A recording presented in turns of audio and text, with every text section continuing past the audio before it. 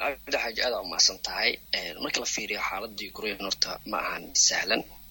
طبعا ساكي ورا عيل ولا كبلاوي أو كسوق هذا الكاس راشكا أنا مركل في ودنك لما أنا حال جوجي سكسوعة الجديد كا وحنا قال نقضي تكاسيدي ما دام ودنكاس أنت بدن هذا الجوجي ترى هذا كشقين هاي sidoo kale waxaa xataa saameyn ay ku yeelatay ardayda halkaas wax ka barata ee Soomaalida ah inta badan waxaan laga soo sheegayaa xaalad aad u adag gobolada ee dalkaas Ukraine laakiin hadda caasimaddu aniga ay joogo xaaladda aad ay u qasan tahay waxa ku weydiinayaa waqtiga saxda ah ee duqeynta uu bilaabay Ruushka meeqa saac camal idinayda adinka xaqiina aniga xaqiina marka la fiiriyo labadii subaxnimo ay noo ahayd marka waa weerar ku bilowday ciri iyo dhul marka la fiirino Ruushka wuxuu weerar kaga soo qaaday dhanka xadka Belarus oo leeyahay dalka Ukraine iyo sidoo kale meelo far badan oo ka soo weeraray wuxuu ku garaacay gantaalada aad u xoog badan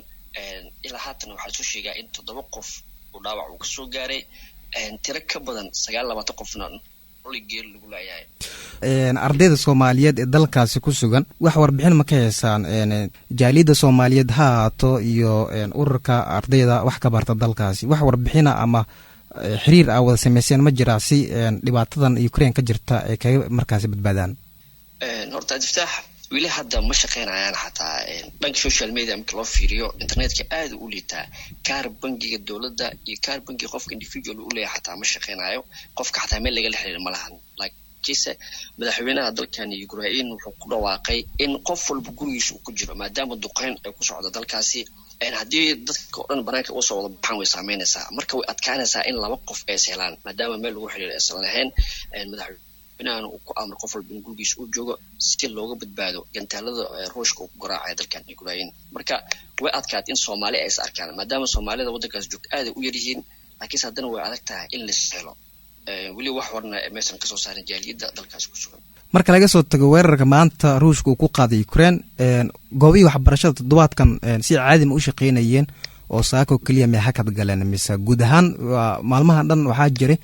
tuhunka ah in Ruushka uu weerar ku soo qaaday Ukraine horta maalmahani goobaha waxbarashada marka la fiiriyo xoogaa cabsi way jirto toddobaadkan dhan maadaama labada dhinac bahanjibaad hawada isku mirnaayeen la sheegay in Ruushka ciidamadiisa in ay ku soo dhawaadeen xadka u leeyahay dalka Ukraine oo ciidamo far badan uu soo dhigay inkastoo tirada rasmiga ciidanka uu soo dhigay uu qariyay laakiin dalka Mareykanka jamciga uu sheegay in uu soo dhigay ilaa ciidan gaaraya 190,000 kun oo ciidan marka taas marka waxay sahashay in goobaha waxbarashada waqti horeba la xiro inkastoo saaki si rasmi ah duqeynta loogu bilaabay dalkan Ukraine laakiin toddobaad ka hor aaba la sii saadaalinaya in waxbarashada ay sii socon doonin wadankan uu goli doono go'doon sidoo kale ay adkaa doonto in la isku gudbo labada dhinac marka la fiiriyo waxa ku weydiinaa Maxamed dareenka ardayda dalkaasi Ukraine u dhalatay isku galaaska atiin tusaale adiga darajada labaad ee master degree oo la xiriira political philosophy and conflict resolution ka diyaarinaysa dabcan galaaska waxa ku ligta arday dalkaas u dhalatay ka waran bal ayaga waxa ay qabaan iyo marka la sheekaysto kale in duulaanka Ruushka uu soo qaado kale maxay falcelinaya ku siinayaan horta falcelinta ayaga ay bixinayaan maadaama ay yihiin dadka wadanka u dhashay horta falcelinta ay bixinayaan ma mid wanaagsan qof walba maantana looma kala saari karo qof wadanka u dhashay iyo qof wadankaani ku ah in wax u barto u imaade labada dhinac marka la fiiriyo way saameynaysaa maadaama wadanku yahay wadan dagaal uu ku socdo laakiin se ajftaha marka la fiiriyo labada dhinac dadka soo galootiga iyo dadka wadanka u dhashay waa isku mid daray ahaan marka loo fiiriyo inkastoo xaaladda ay tahay mid aad u cakiran qof walba cabsi uu dareemaya dagaalna markii uu dilaaco ama halkaas dagaal markuu ka dhaco qof walba way saameynaysaa qof ka badbaadaya ma lahan marka maanta oo kale waxaa dhihi karaa dhimashada labada dhinac waa loo sameeyaa inkastoo xaaladda ay tahay mid aad u adag Maxamed adiga inta ka warhaysid jaamacadda aad dhigatid National University of Kiev ardayda Soomaalida number ma ka haysaa jaamacaddaas dhigta horta ardayda ahaan marka la qiyaaso ilaa 150 arday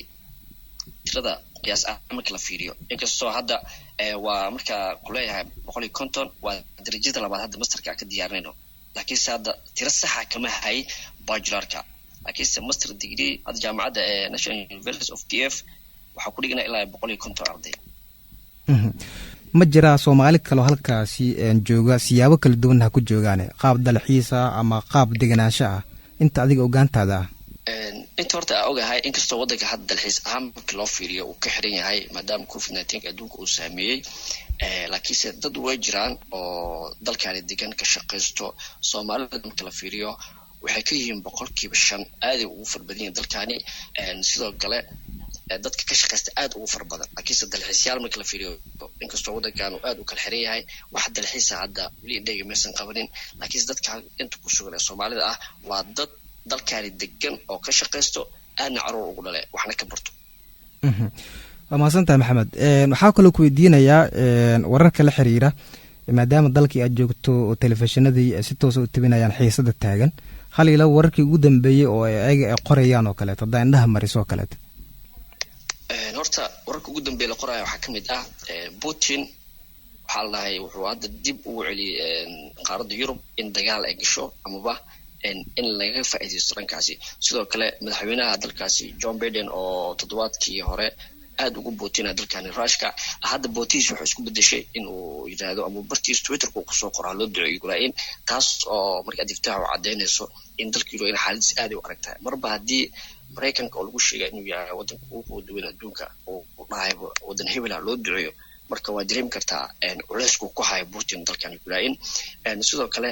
warka ugu dambeeyay telefishinada aad u daawacayaan waxaa ka mid ah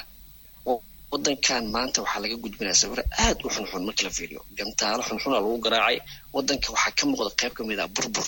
oo aadin u saameynaysa umana fiicna indhaha caalamka marka la fiiriyo wadamo fara badan ku farxayo jabka soo gaaray dalka Ukraine mid ka mid ah ciyaartoyda Manchester City aada bartiisa Instagram-ka wuxuu ku soo daawacay in aad ugu xun yahay weerarka ugu hay Ukraine isla markiiba asagana bartiisa halkaas lagu xiray macnaha waxaad dareemaysaa haddii qofka xataa dareen ahaan uu u muujiyo social media inuu kaga hadlo isla markiiba meeshaas lagu xirayaa aaladiisa marka diftaax warka ugu dambeeyna aadan waxay sheegayaan in dalka Ukraine uu madaxweynaha dalkaasi uu ka dalbanayo wadamada caalamka in macnaha gargaar la soo gaaro oo dhan dhul iyo dhan cirba maadaama weerarka labadaas dhinac uu socdo marka aad uu saameeyay marka la fiiriyana waxaa ka muuqato ilgo amaba niyajab aad u weyn awoodooda aad u liidataa waxaa haatan wax laga sugaaya wadamada kale usoo gurmadaan Mareykanka oo isdhahayay macnaha gacan uu siin doonaa waxay ku soo aroortay hadalkiisa in Biden uu codsado ama loo duceeyo waddankaas Ukraine marka waxaa la filayaa in xaaladan wax iska bedeli doonaan sidoo kale madaxweynihii hore ee dalka Ukraine Putin wuxuu macnaha ugu magac daray ama wuxuu dhahay waa Hitler Krabar ee hadda soo baxay marka taasna waxay cadeynaysaa in saameyntiisa ay badan tahay Putin ciidamo badan uu adeegsaday marka waddanka adeegsanaya awood military sidoo kale saxa waddankan waxaa lagu xantaa inuu yahay waddanka ugu soo hubsaarka badan ciidamadiisana ay yihiin kuwa aad u tayo badan marka culeysku uu saaran yahay Ukraine laakiinse waxaan sugi doonaa